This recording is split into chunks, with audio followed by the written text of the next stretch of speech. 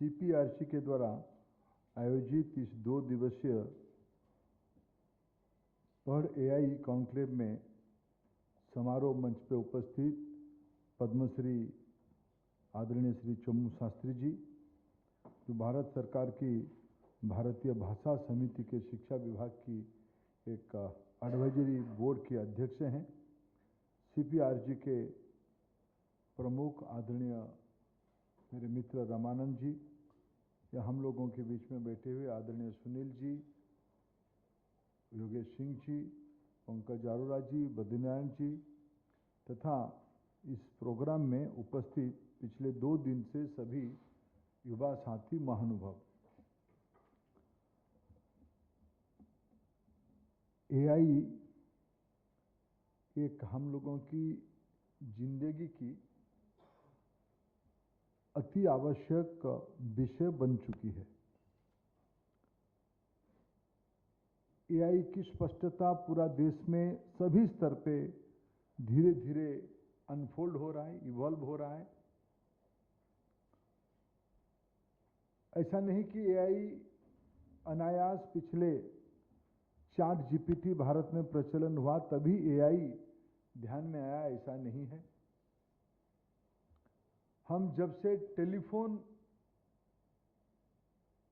की जो नया फॉर्मेट यूज कर रहे हैं, पहले बेसिक टेलीफोन था, फिर उसको स्मार्टफोन कहा गया। स्मार्टफोन एक प्रकार से उसकी जो टेक्नोलॉजी की दृष्टि से जो आधार था, उसमें कई सारे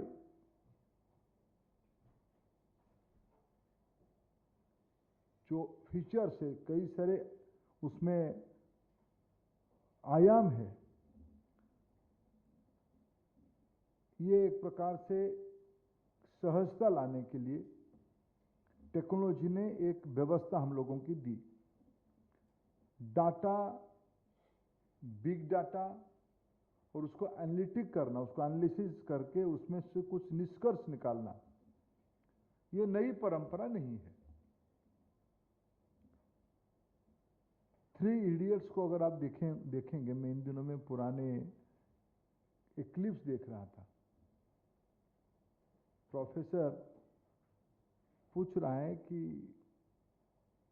कोई कॉम्प्लिकेटेड प्रश्न पूछ रहा है,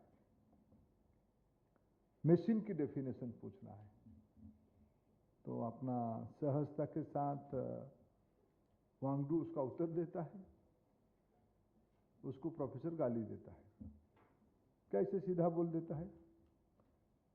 फिर उन्होंने बड़े कॉम्प्लिकेटेड तरीके से मशीन को पूरा उसकी डेफिनेशन, जो बुक में जो डेफिनेशन है मशीन का, उसको बताता है। फिर उसको जो कभी कभी मेम में आता है, अरे क्या बोलता है तुम, ये जो आता है उसमें से उसी डायलॉग से उठा के बोलता है, अरे तुम क्या कहना चाहते हो, क्या कहना चाहते हो। मेरे एआई उसको अभी मेरे दिमाग में डाला कि वो शब्द में भूल रहा था, वो अभी मेरे एआई में आया कि भाई क्या कहना चाहते हो। फिर कहता मैं वही तो समझा रहा था, मैं थोड़ी देर पहले वही समझा रहा था, आप मेरे को उसमें से समझा नहीं, किसी गाली दिए, मैं उसमें लच्छेदार इंग्लिश में उसको समझाया, तो आप पूछ रहे हो कि भाई क्या कहना चाहते हो। टेक्नोलॉजी और मनुष्य की आवश्यकता की वितर्क, द्वंद्व और उससे निकला हुआ मार्ग नई बात नहीं है। लोग ये मानते हैं, विशेष करके वेस्टर्न थिंकर्स मानते हैं, टेक्नोलॉजी एक रिसेंट पास्ट की इनोवेशन है। औद्योगिक क्रांति के आसपास पिछले 2-4 दशकों के अंदर दुनिया में टेक्नोलॉजी और उसके साथ पहले फोर्स की आविष्कार हुआ, फिर इलेक्ट्रिसिटी को कहा गया, फिर सुपर कंप्यूटिंग को कहा जा रहा है, और भी उसको इंडस्ट्रियल रिवॉल्यूशन 4.0 में उसकी कोई सीमा नहीं है। फोर्स मल्टीप्लायर के रूप में वो काम कर रहा है। व्यक्ति को सुविधा और सहजता देने के लिए हमने दिमाग लगाते हुए इनोवेशन किया। इनोवेशन से नया टूल्स निकले। आवश्यकता था कि मनुष्य को थोड़ा आराम दे, मनुष्य को थोड़ा सहजता दे। यह कभी पता नहीं था, इस सहजता को बढ़ाते बढ़ाते मनुष्य को आराम देने के चक्कर में सोचने से भी आराम दे सकता है। यह सत्यता कभी हमने नहीं सोचा था। तो एआई को हम लोग प्रैक्टिस कर रहे हैं। अभी में आते आते दिल्ली आईआईटी दिल्ली की एक डायरेक्टर महोदय की एक स्टेटमेंट पढ़ रहा था कि हम विचार करेंगे क्लासरूम में। अब वो तो कह रहे हैं कि लगभग 80% बच्चे आईआईटी के, जो हमारी शिक्षा प्रणाली के एक उत्कृष्ट समूह है, वे लगभग 80% अपने पढ़ाई में, लिखाई में एआई के ऊपर निर्भर करते हैं।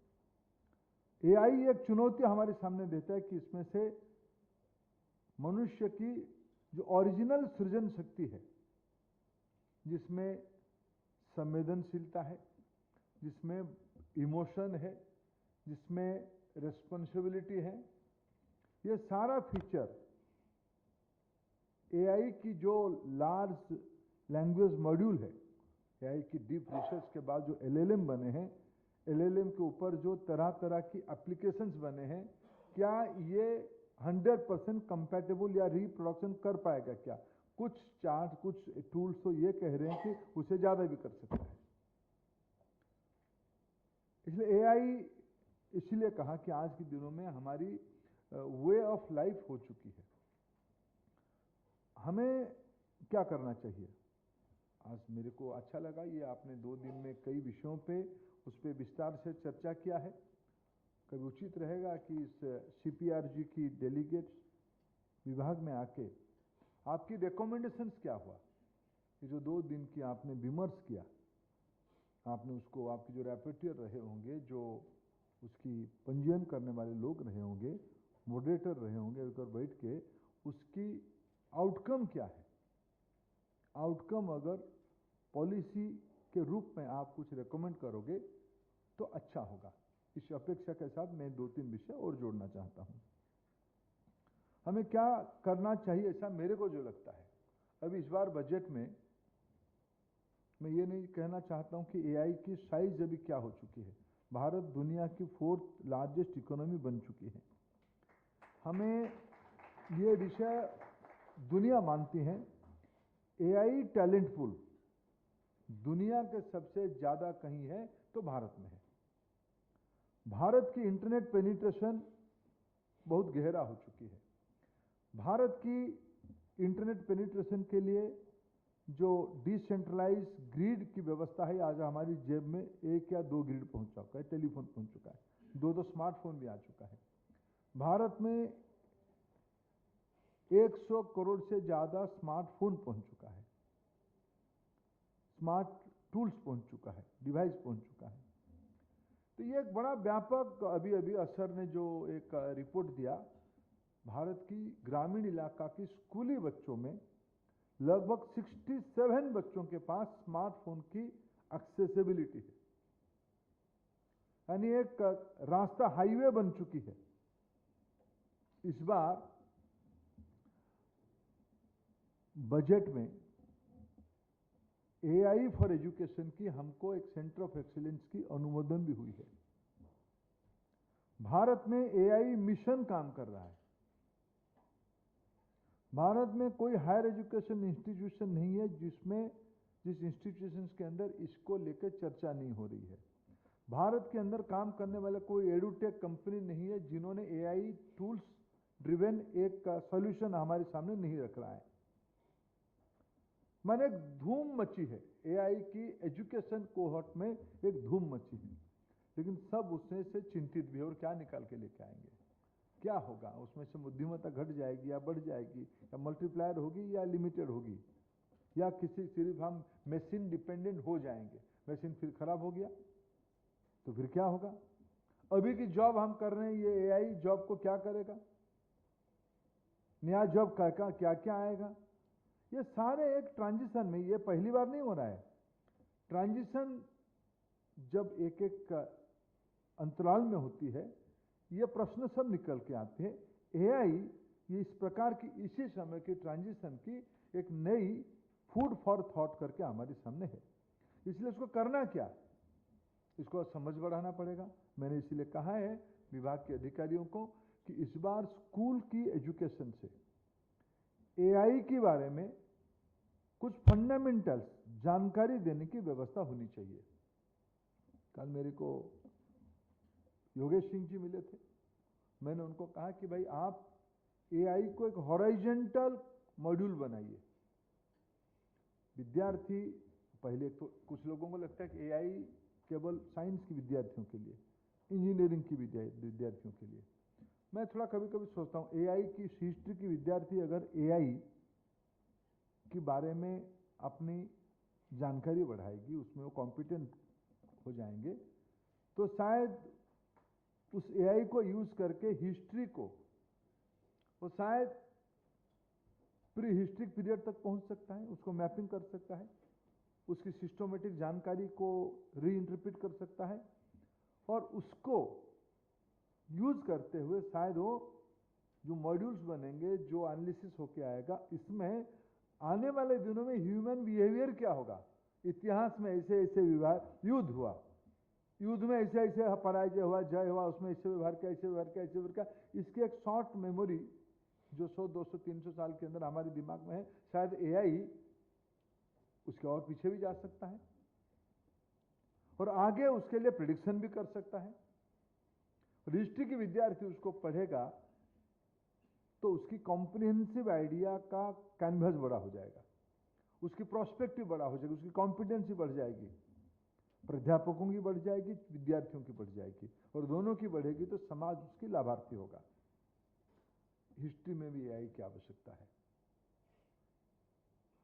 विश्व भर में जो पॉलिटिकल थॉट्स चलते हैं, सोशल थॉट्स चलते हैं, सोशियोलॉजी की जो मानक चलते हैं, मान्यताएं चलते हैं, सोशल मूवमेंट्स की जो चहल पहल होती है, क्या इससे एआई के साथ हम कुछ उसको ट्रैक कर सकते हैं क्या? अब इस बार बजट ने एक कुछ वित्तीय व्यवस्था किया है, कुछ एक प्रोजेक्ट, एक बजट अनाउंसमेंट हुई है। भारत के जितने मैन्युस्क्रिप्ट है उसको डिजिटलाइज किया जाएगा। तो फॉर्मेट हो गया, एक फॉर्म बदल जाएगा, थोड़ा ज्यादा बास्केट बन जाएगी, फिर उसमें हम एआई टूल्स को लगा के शायद हम निकाल पाएंगे हजारों साल से समाज की व्यवहार कैसे रहा है और आने वाले 1000 साल में क्या होगा। हेल्थ केयर में एआई की जानकार लोग कहते हैं व्यक्ति की इम्यूनिटी के बारे में। देखो कोरोना फिर आने लगा है, टेस्ट वगैरह फिर करवाना आप शुरू कर दीजिएगा। पैंडेमिक का क्या हिस्ट्री रहा है, पैंडेमिक का मॉडलिंग करने में मदद हो सकता है। क्रोनिक डिजीज की बिग डाटा को एनालिसिस किया जा सकता है। यह पहले संभव नहीं होता था, मशीन की लिमिटेशन होती थी और उसकी कंप्यूटिंग की भी लिमिटेशन होती थी। कुछ लोग ये भी प्रेडिक्ट करना शुरू किए हैं, थोड़ा रुकिए, जब क्वांटम थोड़ा और अनफोल्ड हो जाएगा ये सब पीछे छूट जाएंगे, तो एक नया लेवल और नया प्लेट खड़ा कर देगा। इसलिए तो विज्ञान और इनोवेशन की कंटिन्यूअस नेचर है। इसलिए आज आवश्यकता है कि एआई की जानकारी और एआई की यूटिलाइजेशन कहां करना। सिर्फ ये एंटरटेनमेंट की विषय नहीं है, सिर्फ हमको एक कुछ विषय में जानकारी देने की विषय नहीं है। हमारे देश में 30 करोड़ स्टूडेंट हैं। 30 करोड़ स्टूडेंट्स अपने टेक्स्ट बुक के बाहर अमूमन नहीं जा पाते हैं। उससे रोट लर्निंग भी शुरू होती है, उसकी क्रिटिकल थिंकिंग की प्रक्रिया में एक सीमा आती है। ऐसा नहीं होता, मैं नहीं कहूंगा, सीमा आती है। जो लोगों के मन में डर आती है कि हमको शायद एआई मशीन निर्भरशीलता में बढ़ा देगी, शायद हमको ये एआई हमारी क्रिटिकल थिंकिंग को फोर्स मल्टीप्लायर करके काम भी कर सकता है, ये भी हो सकता है। टूल को यूज करने वाले और टूल को डिजाइन करने वाले का दिमाग में क्या है, उसकी एआई क्या काम कर रहा है।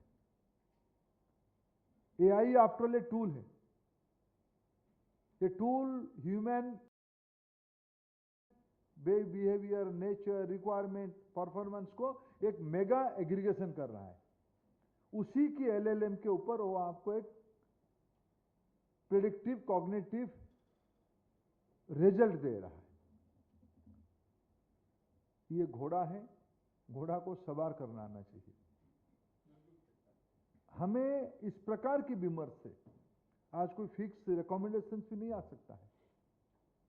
और ये एआई तो ऐसे विषय हो गया जैसे 80s में जिस स्कूल विद्यार्थी को क्रिकेट की 2-4 टर्मिनोलॉजी नहीं आता था, शायद वो अच्छा स्टूडेंट नहीं है, इसे माना जाता था। इसलिए मेरे जैसे विद्यार्थी 2-4 शब्द ऐसे दोस्त यारों से सुन के ऐसे ही जनरल डिस्कशन में बोल भी देते थे। क्यों हम पीछे रहे? आज एआई भी ऐसे विषय हो गया है। सब एआई के एक्सपर्ट हो चुके हैं। एआई के बारे में 10-15 मिनट अपने चैट जीपीटी में डाल के उसी को निकाल के एक बड़े अच्छे कम्युनिकेशन भी हो सकता है। मित्रों, ये कोई भी चीज जब नया आता है, इस प्रकार की एक लहर आती है, उस लहर हमको प्रभावित करता है। लेकिन मेरा मानना है कि भारत की जो थॉट प्रोसेस में हम इतने पुराने सिविलाइजेशन, कई लोग हमारी कंटेम्प्रारी कुछ हैं, कुछ डूब भी गए, उनको ढूंढने में भी नहीं मिलता। हम हैं, चाइना है, हम हैं, वेस्टर्न पार्ट में कुछ कुछ इलाका में कुछ कुछ टुकड़ा हमको मिलता है। आप ईरान जाओगे, ईरान में आपको आज मुस्लिम रिलीजन की इंपैक्ट आएगा, उतने ही बराबर आपको पर्शियन सिविलाइजेशन का भी कल्चरल इंपैक्ट आएगा।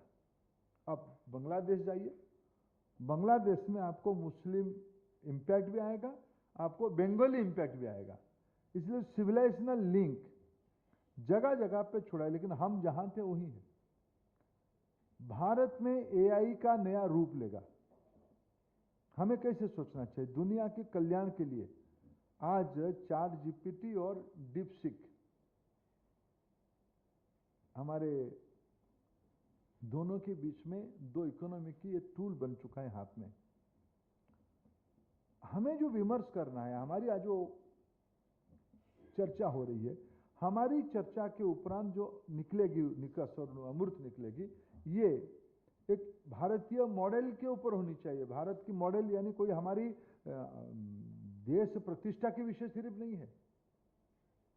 हमारी जो निष्कर्ष निकलेगी, इसी सभ्यता के जो बैकग्राउंड से निकलेगी निष्कर्ष, उसमें किसी ने तो वसुधैव कुटुंब नहीं कहा। भारत की दुनिया की सिविलाइजेशन की अंत होने के कारण क्या रहा? अंत होने के कारण रहा है कि साम्राज्य की कॉन्फ्लिक्ट, राजाओं के बीच में द्वंद्व, फिर उसकी युद्ध, फिर उनकी पराजय, उनकी जय, उनकी समाप्ति की फिर इतिहास आज हम पढ़ रहे हैं। भारत में समाज राजसत्ता आधारित, राजसत्ता सर्वस्व आधारित कभी नहीं रहा है। विचारवंत सब दिन लोग रहे और उसमें नए चीजों को आत्मसात करके नया प्रारूप बनाने की भारत की दक्षता है। अभी जब हम भारत के अंदर एआई के ऊपर चर्चा कर रहे हैं, एआई की जानकारी सभी स्तरों में बढ़ाना, उसकी सही एप्लीकेशन हमारी आवश्यकता को ध्यान में रखते हुए मल्टीनेशनल कंपनी की, इस दुनिया में काम करने वाले कंपनियों की मॉडल को सही मान के, सही हो भी सकता है, हम सही नहीं इसे नहीं भी कहना चाहिए, लेकिन उन्होंने एक उसकी मॉडल बनाने में उनका दृष्टिकोण है। हमारी आवश्यकता क्या है? भारत की कोर कॉम्पिटेंसी, दुनिया के सब लोग मानते हैं भारत की कोर कॉम्पिटेंसी इसकी मैथमेटिक्स है। ये एआई के लिए क्यों हमारी इतने जल्दी हमारी एआई स्किल्स हमको क्यों अडॉप्टिव हो गया? क्योंकि हम बाई स्वभाव में हमारी मैथमेटिक्स के प्रति एक समझ, हमारी भारतीय भाषाओं की कंपैटिबिलिटी सॉफ्टवेयर में क्यों अच्छा हो रहा है? भारत की सभी भाषाओं में कोडिंग को और थोड़ा पहुंचाना पड़ेगा, नीचे की स्तर पर हमारी भाषा के साथ जोड़ना पड़ेगा, जिसको शास्त्री जी ने उल्लेख कर रहे थे। ये सारा चीजों को और जो कहते हैं हॉराइजन के बियॉन्ड जाने की शायद रास्ता शायद मेरे समझ में एआई के माध्यम से हो सकता है। इसलिए पहले हम लोग हमारे जो थिंक टैंक जो लोग इसमें काम कर रहे हैं उनको एक प्रायोरिटाइज करना पड़ेगा, हमारी रिक्वायरमेंट्स क्या है, हमें किस किस विषय पे। मैं बिल्कुल आश्वस्त हूं, हमारी एचआई भारत की ह्यूमन इंटेलिजेंस सब दिन कोई भी टेक्नोलॉजी को, कोई भी नया आइडिया को एक इंडिजिनस टेक्नोलॉजी में कन्वर्ट करने का मौलिक ताकत रखता है। इसलिए एआई को भी हम न केवल भारत की चौमुखी विकास के लिए हम उसको अडॉप्ट करें, डेवलप करें, लोकलाइज करें, उससे बियॉन्ड विश्व की समस्याओं की समाधान की जो हमारे दृष्टिकोण है, अगर हम एक अच्छा टीचर एआई टूल्स यूज करके अगर हमारी देश की 25 करोड़ स्कूली विद्यार्थियों की आत्मविश्वास के बारे में पढ़ाया, मैं कोर्स के बारे में नहीं कह रहा हूं, आत्मविश्वास के बारे में कह रहा हूं, मोरल्स के बारे में कह रहा हूं, करेज के बारे में कह रहा हूं। अगर मॉडल सक्सेसफुल होगा तो उस एआई की टूल्स में हम दुनिया की ग्लोबल साउथ के गरीब देशों तक पहुंचा सकते हैं। हमारे दृष्टिकोण विद्या को दान करना है, अभी की भाषा में हम कहेंगे कॉस्ट प्लस करेंगे, प्रॉफिटिंग नहीं करेंगे। शायद दुनिया की इसी दृष्टिकोण में हमने दुनिया की गरीब लोगों को हमारे साथ जोड़ सकते हैं, उनको एम्पावर कर सकते हैं। शिक्षा ही दारिद्र्यता को मुक्ति दे सकता है। इसलिए दुनिया, हमारे देश के अंदर, हमारे देश में 30 करोड़ विद्यार्थी हैं। हमारे देश की वर्कफोर्स की संख्या लगभग 50 करोड़ है। 90 करोड़ लोग हैं कामकाजी आयु में, 15 से 59 साल की आयु में, उनमें से 50-55% लोग काम करते हैं। भारत को अगर डेवलप्ड इकोनॉमी बनना है, उस नंबर को 70% तक ले जाना है, यानी 65-70 करोड़ लोगों को काम पे लाना पड़ेगा, वर्कफोर्स पे लाना पड़ेगा। अभी 50 करोड़ लोग काम कर रहे हैं, 48 करोड़ एग्जैक्टली, इसको थोड़ा खींच काट से हम 50 भी कह सकते हैं। 50 देखो, 30 करोड़ विद्यार्थी, 50 करोड़ वर्कफोर्स, जिसको आगे चल के 65 करना है, वो 15, 65 और 25, लगभग ये 100 करोड़ लोगों को समाज जीवन की, दुनिया की, टेक्नोलॉजी की नए आयामों के साथ जोड़ना पड़ेगा। इसी में शायद एआई हमको मदद कर सकता है। जो भी कैनवास बनानी है देश के लिए, अगर हम अपने लोगों को रीस्किल नहीं करेंगे, अभी हो ही रहे हैं, मोबाइल फोन की कोई हमको एआई की डिपेंडेंट नहीं होना पड़ता है। अपने उस एआई के अंदर घुस के हम 4 चीज की फंक्शनैलिटी समझ लेते हैं। लेकिन आने वाले दिनों में हमको उसको ऑर्गेनाइज तरीके से उसको करिकुलम का हिस्सा बनानी पड़ेगी, हमारी कोर्स की हिस्सा बनानी पड़ेगी, उसके लिए पेडागोजी बनानी पड़ेगी, उसके लिए लर्निंग मटेरियल बनानी पड़ेगी, उसके लिए ऑडियो विजुअल मटेरियल भी बनानी पड़ेगी। वो भी एआई की मदद से हो सकता है, मल्टीप्लाई हो सकता है। इसीलिए ये एक प्रकार से आज के दिनों में मैं सहज भाषा में समझूं, पानी, बिजली, आवास, कपड़े, खाद्यान्न जिससे इनेविटेबल है, इंटरनेट भी इनेविटेबल हो चुका है, और उससे जाके इंटरनेट से आगे एआई भी इनेविटेबल हो चुकी है। जाने अनजाने में हम सब एआई से आज प्रभावित है।